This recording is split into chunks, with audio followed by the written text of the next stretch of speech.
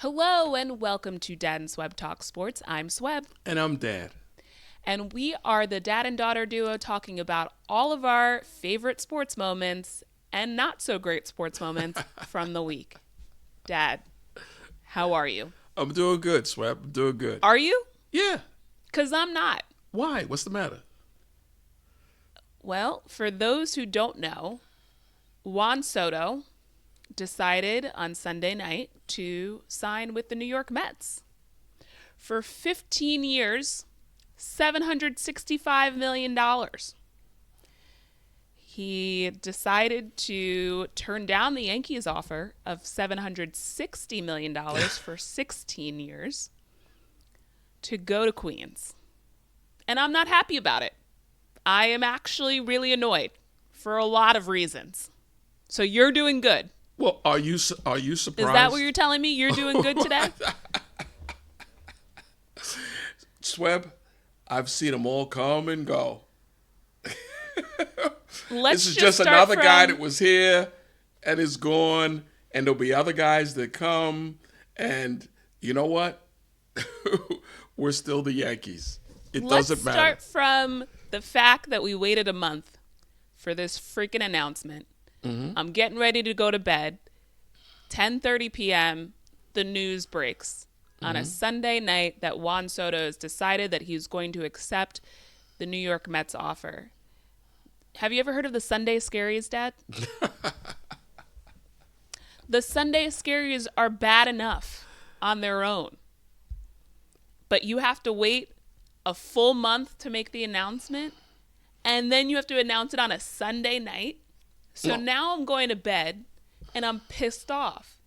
And what was going to be a nice restful sleep, listening to my cozy Christmas jazz playlist, turns into me staying up for an extra hour and a half, fuming, looking online at the details, and I didn't get a good sleep. So not only am I mad, I'm tired.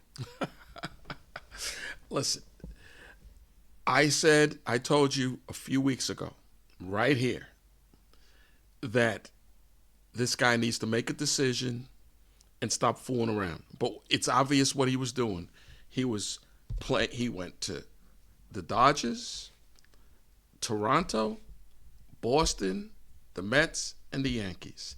And he was shuffling around, going back and forth, him and his agent, Scott Boras. That's what Scott Boras is known for, going back and forth, and dragging everything up. And that's it. And he came back to the Yankees and asked them if they would match. Steve Cohen, the owner of the Mets, gave him on top of all this money, gave him a $75 million signing bonus. The Yankees gave him a $60 million signing bonus. And then they said, can you match that? And they said, you know what? They tapped out and said, that's it. Okay? I'm surprised the Yankees went as high as $760 million. I'm surprised too, which almost makes it hurt even more because the Yankees offer is pretty much the same offer. And the guy decided that he'd rather go to the Mets after the year that he had in the Bronx, the way the fans, were just loved him, were cheering for him. It seemed like everyone was having a great time. The Yankees get to the World Series and none of it means anything. As far as I'm concerned, he's like erased from my mind at this point. The times were good, but I don't care. I don't care about any, game-winning home runs in Cleveland, in the playoffs. I don't care about any of it. Now, to your point a few weeks ago, you're a capitalist. I'm a capitalist. I'm for everyone getting their money. But $765 million is a lot of money. That's more than Shohei Ohtani, who's got a few MVP awards and is an excellent hitter and also an excellent pitcher. That's why Ohtani got that money, because he plays two positions. He pitches. He's a number one ace, all-star caliber pitcher, and he's also a top home run hitter and hitter. That's why that was the justification to give him $700 million. Okay? Soto getting $765. He doesn't pitch, and he's an average defensive outfielder. He's a tremendous hitter. Hey, I don't know what to tell you. He's a tremendous hitter, but he's never put up the numbers that Ohtani has put up. Well, he never had Aaron Judge hitting in back of him until this past year. But Ohtani was putting up those type of numbers in Anaheim, playing for the Angels, who were never a good team. That's true. That's true. So, I respect the guy for deciding that he's going to take the year and having an incredible year to the point that he could drive up the market this much. But I can't help but be annoyed. And it's almost like I don't even want to waste my energy booing the guy, because I'm sure he'll really love that when he comes to play the Yankees in the Bronx in May. It's like I don't even want to deal with him. You know what this is like? I was telling a coworker today. This is like when you're dating a guy, classy Christian woman over here, and he decides that he wants to leave you for an OnlyFans model. What's an OnlyFans? It's a girl who decides to go on the internet showing off her goods for money. Oh, one of those. Yes, one of those. So you left wife material and you went with hookup material that I hope it goes well, but you want to be mad at the girl, but it's not even her fault. It's really the guy's fault. So I'm just, it sucks. It sucks. No, it doesn't. You know what would have really stunk? If they had signed him if he had taken the 750 or 760 and signed with the Yankees, then the Yankees would have been all bottomed out. Let me go over their payroll, Swebb. They are committed this coming season, 2025. Aaron Judge, $40 million. Cole, $36 million. Stanton, $32 million. Rondon, $27 million. Stroman, 18.5. DJ LeMahieu, 15. Those are just the top, 6 players, okay? Right. They're already committed to that. Now, if you throw another $50 million on there for Mr. Soto, now you're going to be at $271 million, and you still have to fill out the whole rest. That's for 7 players. And you still have to fill out another 19 players on the roster, okay? They need a first baseman because they let Rizzo go. He's getting old. He's beat up. He was making they need a first baseman. So he was making like $18 million. So they need a first baseman. Torres, they let him go. He was a free agent. He was making $15 million. I'd like to see Chisholm move to second base and then get a third baseman. Then you're going to have to get a third baseman. Okay. Volpe, he's a young player, which is what you want. He making about $800,000 a year, so they're getting a good deal there. They're also getting a good deal on Austin Wells, who's making about $800,000, and Luis Heel, who's making $800,000 because they're all on rookie contracts. Right. So and Clark you've got doesn't make your rookie of the year starting pitcher making $800,000. You've got your starting shortstop making around $800,000, and you've got your starting catcher around the same. Right. So and let's say Clark we is move only Aaron going to make Judge back to right field where he has played, and he was playing out of position this year because of Soto. Now you can move Jason Dominguez to center field, which is naturally his position. And he's going to be playing for about $800,000. Right. And he was not good in left field, but he was also playing out of position. So what the Yankees need, they need a first baseman, they need a third baseman, they need a left fielder, and I would like to see them pick up a legitimate starting pitcher. They also need to round out the bullpen. So they have some moves here that they need to make. That's as much as this sucks. I'm moving on after today because they've got work to do, and we need to make sure that they fill the roster with great players, not average, overpriced players. And being that they're at 221 right now, they could do that if they say they want to get to 300. They don't want to go beyond 300 million. They can get to that. They have $80 million to fill in the rest of those spots. Okay? Enough's enough. You can't pay all. You can't have numerous guys on the roster making 40, $50 million. It's crazy. And remember, once it gets over like 305 or something, you got to pay a special tax that was put in because of Cohen, the Mets owner, which is 100% of everything that you spend over 305. He's willing to pay that. Fine, let him pay it. The Dodgers keep signing guys. Do you know the Dodgers have deferred over $1 billion? That's a billion with a B, over dollars into 10 years from now. Which I don't think you should be allowed to do, because they're completely out of control with the deferrals. I will say the Mets and the Yankees both offers for Soto. The money is not deferred. So what he's supposed to make this year, he will make. They're not tacking that on for 20 years from now. The other thing about his contract, yes, he gets his money. He's 26. 15 years is a long time. At the end of his contract, he'll be 41. That is a very, very long time. And we've seen 8-year, 9-year deals in the early 2000s that the Yankees were signing as they were writing checks everywhere.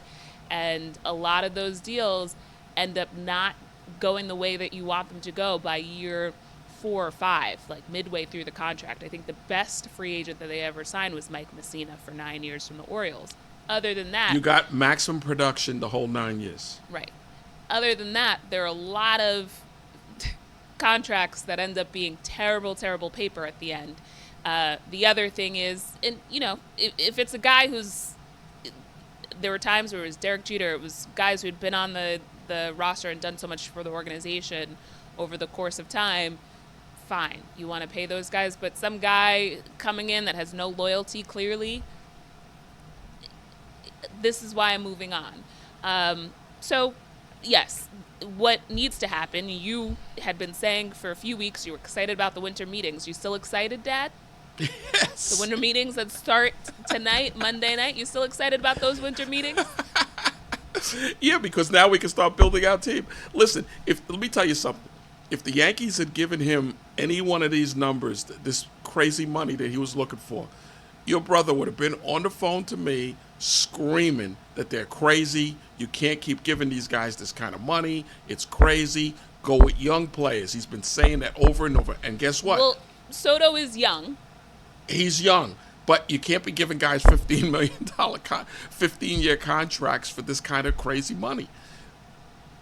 A few years ago, 2 years ago, the Yankees gave Volpe a chance to play, and he's gotten better and better. He's already a Glove caliber defensive player, and his offense has gotten better and better, and in the playoffs, he was very good.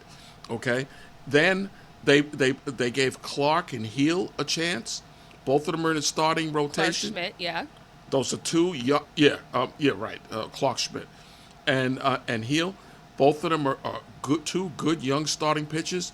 And Heel just won Rookie of the Year. He won 17 games. They brought a young catcher up, Wells. He was hitting cleanup most of the year.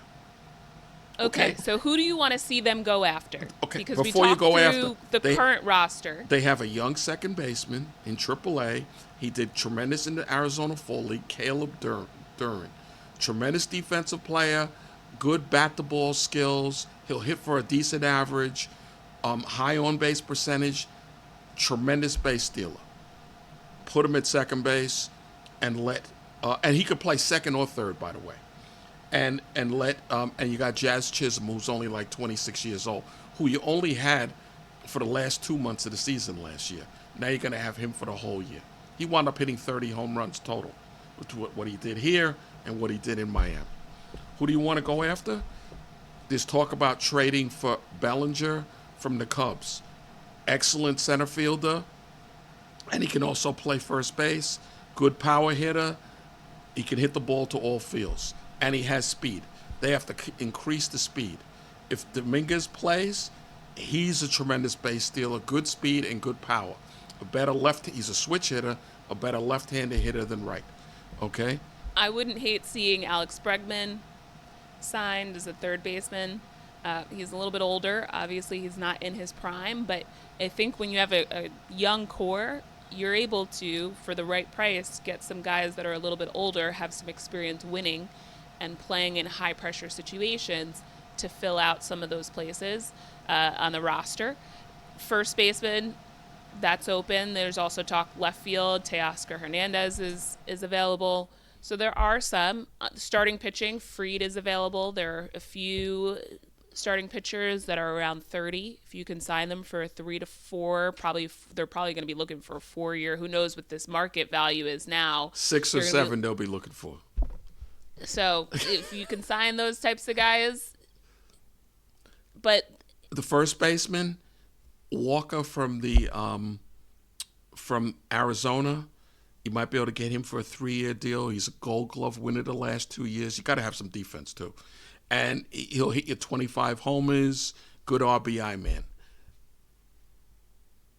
Remember this name, Goldschmidt from the Cardinals. He's 37, tremendous hitter. Now he's 37. He's declining a little bit.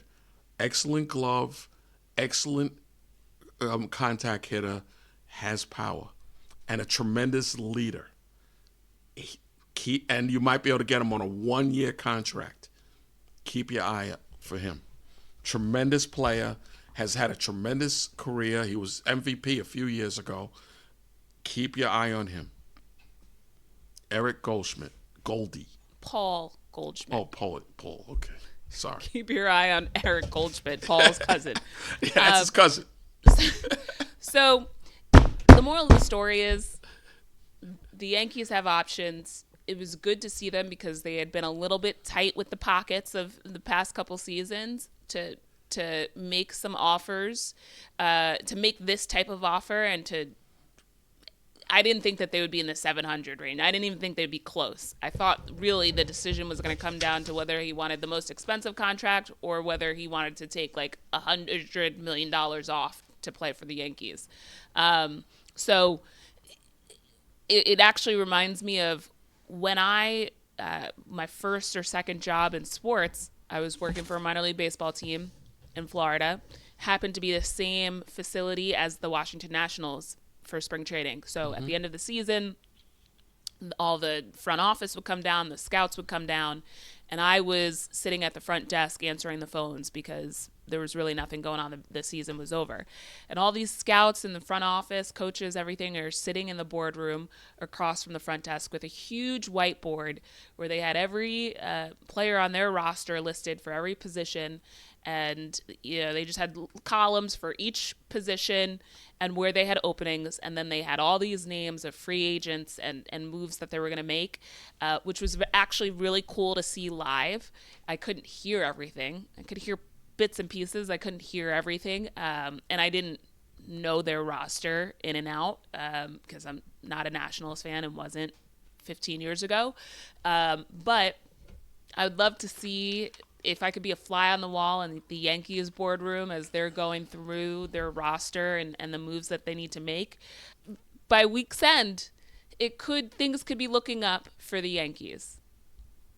What we don't need to have happen is to lose out on a lot of these players that every team is looking for, and end up with like your third or fourth option in some of these areas, because that'll just be deflating. Well, what they can't do is throw big money just for the sake of throwing money out there for guys. You remember Mr. Ellsbury? Yes. After Cano left? He used to live on the Upper East Side. I used to see him every once in a while he walking did? around. Oh, really? Same with Clay Holmes, who the Mets just threw a ton of money at. I saw him on the Upper East Side over the summer. Good luck to him, and good luck to the Mets trying to make him a starting pitcher. Oh, you see those guys in the neighborhood? I do see those guys in the city. You'd be surprised who you see in New York City walking around. And luckily no one was booing these guys because they don't even deserved it at the time. A lot of these guys, most people don't even recognize them. Right. But they don't need to just throw money at guys and overpay guys. Get the right guys, be patient, get the right guys. If you can't get a guy and the market goes up too much, trade for a guy. They have enough players in their farm system they can trade for a guy if they want somebody. Do not just throw money around haphazardly at guys that are over the hill. It's not worth it. Listen, I need or some guys positive... that don't really want to come to New York. Some guys don't, but if you give me $50 million, I'll come. You know what? Stay right where you are. There were many years in the 2000s where the Yankees were the biggest spenders in baseball, throwing big contracts at some guys who could put up great, gaudy numbers, and they didn't win any World Series in that decade until 2009. So, and after a lot of those guys had left. So, yes, it was fun to see 3-4 home runs a game when we were going to games on Saturday afternoons, but we want World Series rings. So you need a good balance of young and old. They have young. They have MVP caliber talent. Now they need to fill out those pieces to get the right free agents and make sure that I'd like to see them prioritize a starting pitcher, reliever, and definitely a corner infielder. Well, they're talking to some of the best, the top free agent starting pitchers. If they get one of those to match up with Cole and Heel and Rondon and Clark, they'll be in good shape. And then they have an extra starting pitcher or two they might be able to trade to get something else that they need, because they have to beef up the bullpen a little bit. We'll see. I need some positivity in my life, because you know why? Like, this on Sunday night was just the culmination of just a joke of a week for a girl like me who roots for the teams that I root for, okay? So you got Juan Soto going to the Mets. You've got the Miami Hurricanes playing in the Pop-Tarts Bowl. You got the Rangers are in shambles. They're 3-7 in their last 10. They just traded away their captain, which was a move that they needed to make. So that part is positive. But they're 3-7 in their last 10. You've got the Knicks losing to the Detroit Pistons on Saturday, although they've been having a good season, so I won't give them too much of a hard time. The Miami Hurricanes not going to that game on Tuesday night. They've lost 5 games in a row. I don't really want to see them lose a 6th game in a row to the number 1 team in the country now. Man City can't sniff a win. And then, out of habit, not even because I wanted to, it's just like second nature now. You come home from church on Sunday, you turn on the Jets game, and they're winning. And we talked about this. We want them to get a high draft pick. But the fan in you, as the game is going, they're playing the Miami Dolphins, they're winning, they come back, they score, they go up 3 points. You're like, yeah, okay, let's do it. Let's like ruin the Miami Dolphins playoff chances. If we can get any sort of moral victory, we'll take that. Then game gets tied. Miami goes down the field, ties the game in regulation, wins in overtime. I've had it. So let me tell you something with the Jets. Every loss outside of that first one against San Francisco, they're losing by 2-3 points on the last possession of the game. They're not that bad. I'm telling you that now. If they get a good coach, and they have lost 4 games because of the place kicker this year. That game Sunday was because the place kicker couldn't keep. They go ahead with 50-something seconds to go in the game, and the place kicker kicks the ball short on the kickoff, and they return it to the 50. And then they tie the game up and they lose in overtime. They never got a chance to touch the game in overtime. I don't care if they're not that bad. I've had enough. The teams that I'm rooting for suck right now. And I have had enough. Okay? I'm watching UNC games, and they're barely beating average teams. They're not getting coached up right. They clearly haven't hit the NIL market the way other teams are. You've got schools like Alabama, who's now a basketball school. I've had enough. I need some time off, okay? You can't. This is when you got to dig in, Swebb. You can't take time off. This is what we call the definition of insanity. It's usually, and we've talked about this in past weeks, you got the roller coaster, you got some highs, you got some lows, and it all balances out to where you're at equilibrium. Right now, everything is in the gutter. And I can't take it anymore. I can't take it anymore. This poor guy at work came into my office because he knows that I'm a Miami Hurricane. He knows I'm a Yankee fan. He goes, so how are you doing with Juan Soto? And